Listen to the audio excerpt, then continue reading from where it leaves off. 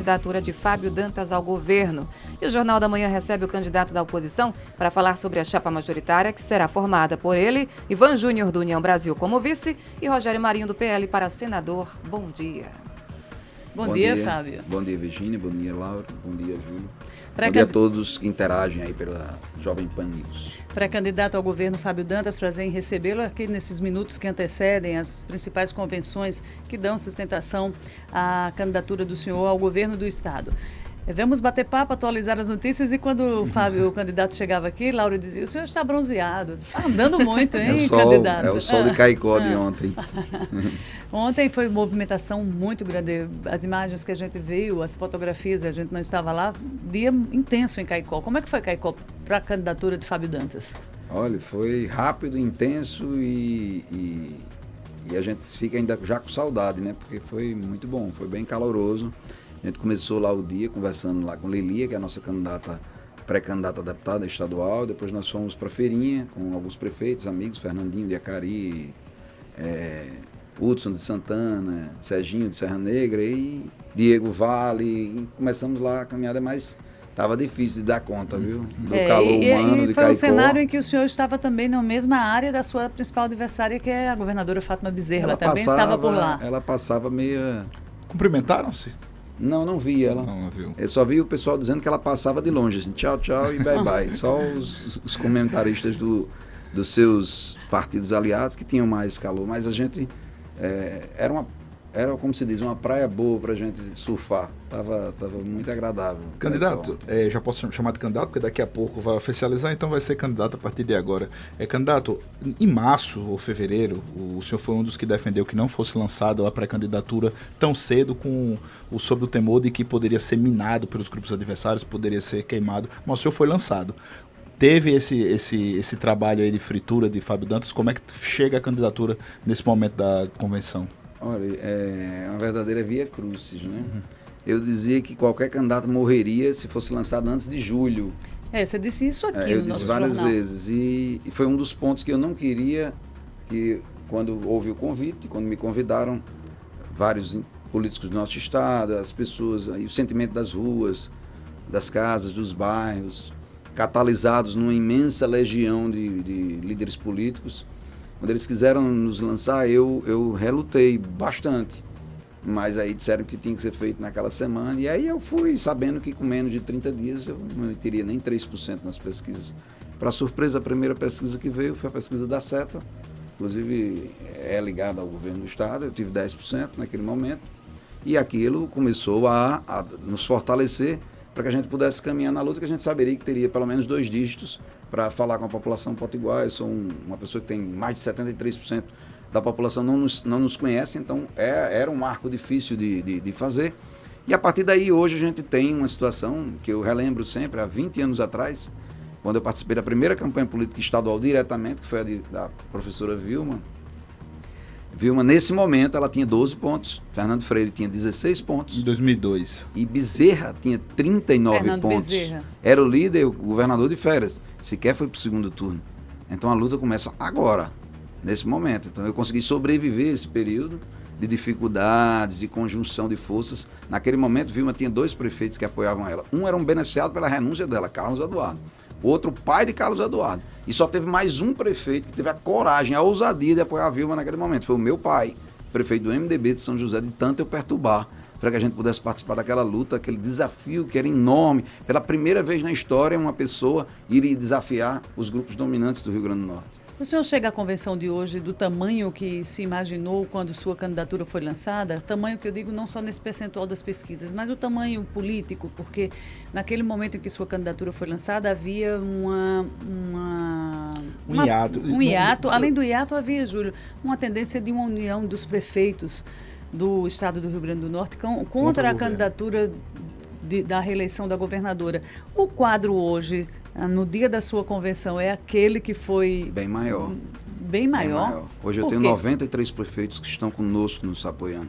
Nós temos 35 oposições confirmadas no interior do Rio Grande do Norte. Robson tinha 17, Vilma tinha 3. Eu chego como candidato de oposição, sem estrutura de poder, 0, porque até a gasolina do meu carro sou eu que boto. com uma perspectiva de campanha política, de forças políticas catalisadas no sentimento da população, como o maior candidato da história dos últimos 30 anos. Eu posso até não ter musculatura para chegar até o dia da eleição com essa força, mas o que nos mostra as ruas e o que nos mostra a classe política é que nos municípios que ainda falta a junção de forças, a nossa capilaridade é bem maior do que a governadora. Eu não tenho dúvidas em dizer que eu chego na frente, no primeiro turno, na frente de Fátima. Com o apoio dos prefeitos? Com o apoio de 92 prefeitos eu estou. Esses prefeitos não são esses prefeitos que estão nos apoiando por nada que não seja o sentimento que eles ouvem na sua cidade.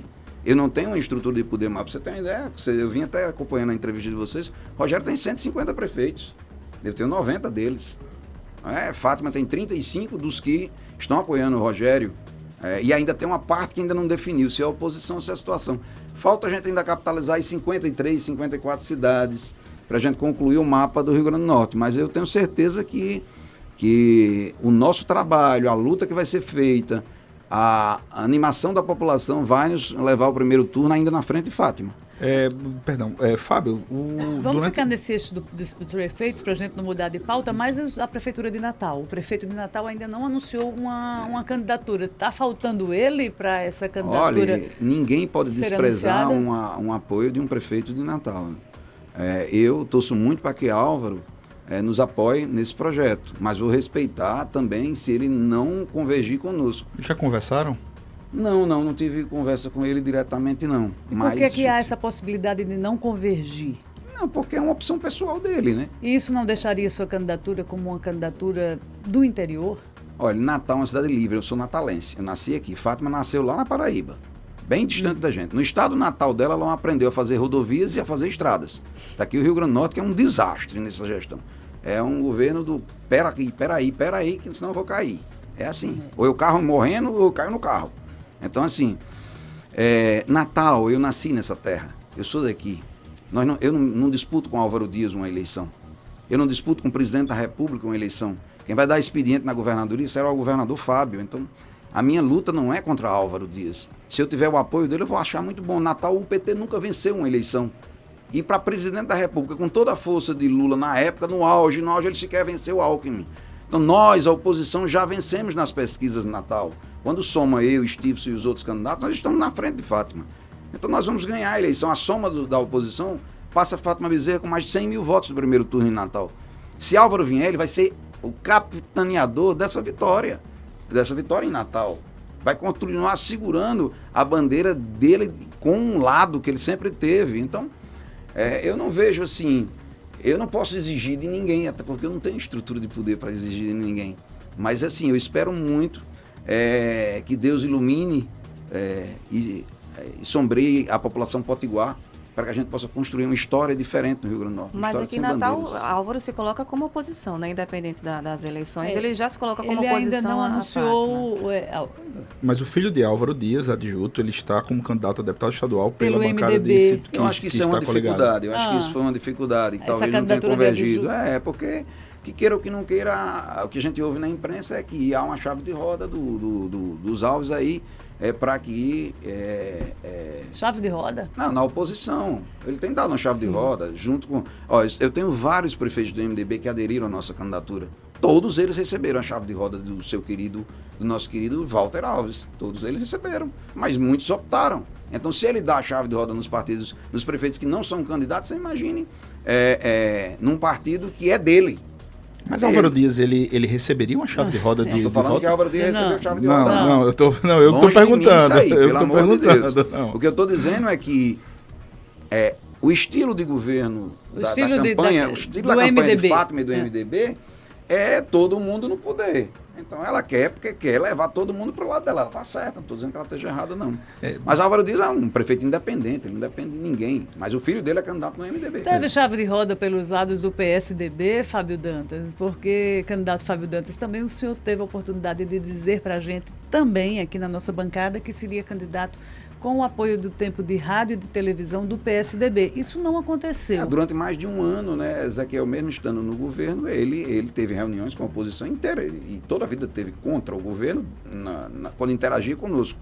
E depois ele mudou de opinião agora no final e queria apoiar Rogério, mas não aceitava apoiar Fábio Dantas, o que muito me estranhou, porque Ezequiel sempre foi um amigo que eu tive na Assembleia. Tanto é que eu construí a candidatura dele a presidente da Assembleia na época, mas é passado isso, vamos olhar para frente. A vida é feita de altos e baixos. Candidato, o que eu ia falar, que Virginia interrompeu realmente Desculpe, muito bem. Júlio Não, Pinheiro. imagina, mas foi muito bom ter falado sobre o prefeito. Era com relação à candidatura de Stevenson, que o senhor falou recentemente, que queria que a candidatura de Stevenson fosse confirmada, até para se garantir com mais facilidade um segundo turno. O pensamento ainda é esse. Tem algum medo de ser superado por Stevenson e não ir a um segundo turno, com a eventual candidatura do senador? Não, pelo contrário, eu acho que Stevenson enriquece o processo democrático. Eu acho que ele, dentro do processo, ele enriquece o processo democrático. Se não tiver Stevenson, nós vamos enriquecer o processo democrático junto com os outros pré-candidatos que tiverem. Não tenho nenhum problema de debater com ou sem Stevenson. Cada uma eleição tem uma história, né? Nós vamos trabalhar todas elas. O senhor sabe que jornalista gosta de botar uns cis para fazer perguntas, né? Stevenson entrando na disputa. Se ele chegar ao segundo turno, o senhor apoiaria Stevenson no segundo turno? Eu apoio 100% quem for contra Fátima Bezerra. Estarei com Stevenson ou com qualquer outro. Candidato Fábio Dantas, vamos ouvir um pouco do que pensa o candidato também, tirando um pouco esses bastidores, essas composições políticas. O que pensa o candidato Fábio Dantas, caso eleito, para atuar, para aplicar nos primeiros... Vamos trabalhar num hiato de 6 meses de um governo de Fábio Dantas. O que o senhor implantaria ou mudaria no RN? Olha, quais serão as suas primeiras ações? Nós fizemos um estado, Virginia e cidadão, os ouvintes, que ele é um estado que nós estamos fracassando nas políticas públicas há décadas, especialmente nesses últimos anos. Nós precisamos colocar em dia saúde, educação, segurança e a geração de emprego e renda. O campo mais importante de todos, sem desmerecer nenhum deles, é que a gente possa induzir o Rio Grande do Norte de forma constante e permanente na busca de geração de emprego e renda. Eu acho que isso é fundamental para a gente mudar a nossa realidade, até porque os impostos eles geram com mais renda e com mais... Nós temos aqui uma região riquíssima, que é a região do Vale do Açu e do Chapada do Apodi, que agora, com a chegada das águas do São Francisco, nós podemos fazer ali a Petrolina Potiguar. Nós podemos transformar aquilo ali num celeiro de desenvolvimento e gerar mais de 200 mil empregos em menos de 5 anos.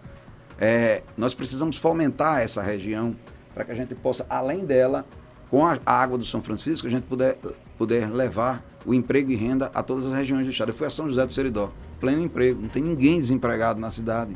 É impressionante, as oficinas de costura, que é uma das atividades que podem ser feitas sem água, né? Tem que ter água para beber. E não dá para nós permanecermos vendo o tempo passar. Nós temos que recuperar o tempo perdido e fazer um protagonismo do Estado. E a partir daí, uma busca crescente e permanente, irreversível, na busca de geração de emprego e renda. O Rio Grande do Norte não tem mais tempo a perder. Mas para 6 meses, os primeiros 6, aqueles 6 meses, onde você emplaca medida número 0. Certo, Número 0. Plano de recuperação de estradas a curto, médio e longo prazo. Em curto prazo, unir prefeituras, exército, poder federal, o que a gente puder lutar para reconstruir, fazer o tapa-buraco em todas as estradas. E, ao mesmo tempo, fazer as estradas terem um plano de curto, médio e longo prazo, que aí, por exemplo, o dinheiro do PVA são mais de 200 milhões.